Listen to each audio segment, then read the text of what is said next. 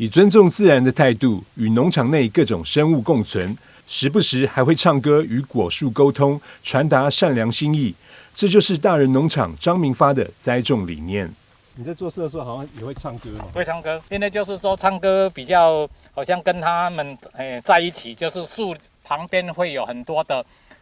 像微生物嘛，这些微生物他们也可以感受到整个磁场的一个美好啊那样，就是讲咱无爱互树啊有压力啊，大家快乐在这里有一个因缘，大家快乐在这里生活。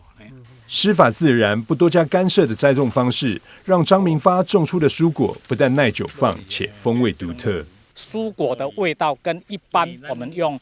传统的耕种方式最大的不同就是风味独特，很特别，而且很耐放，所以让我们对自然更有信心。就是不多加干涉。那我们本身呢，崇尚大自然，就是以自然生态的作物为主，因为在农场里面有很多的生物。这些生物能够在我们农场里面，讲实在就是一个缘分，这些因缘在一起。崇尚自然农法，张明发不施肥、不喷农药的坚持，虽然会让农场的收成较少，蔬果外观稍差，但能保证的是安心与健康。尤其看到农场内生生不息的景象，这也让他感到一切都值得。3、4月份之后到11月份晚上，你可以看到萤火虫你会看到说整个大自然生机蓬勃。就好像我们看到这一片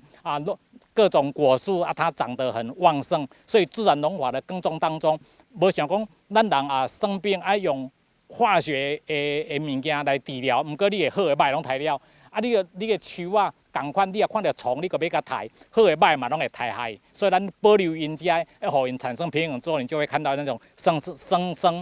不息的那种景象。大人农场1甲多的农地，种满酪梨、芒果、芭乐、火龙果等各式作物，基本上算是张明发想吃什么就种什么。友善的生态环境也让大内区长陈俊达不时带外宾来这体验食农教育。现代人崇尚养生不管是有一些学校团体，还是机关，还是好朋友，如果说你有这种像食农教育食农教育的一个需求课程，想要来体验一下农户他辛苦的程度。然后从了解果树的栽种、生长，然后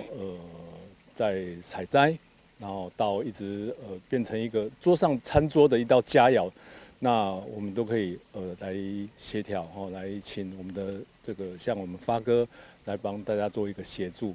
除了各种水果，农场也有咖啡树，而且从种植、采收、烘豆到冲泡，张明发全都一手包办。观众朋友，未来若有机会来到大人农场，一定别忘了品尝大内高手张明发这杯道法自然的十方咖啡。台南新闻张硕维采访报道。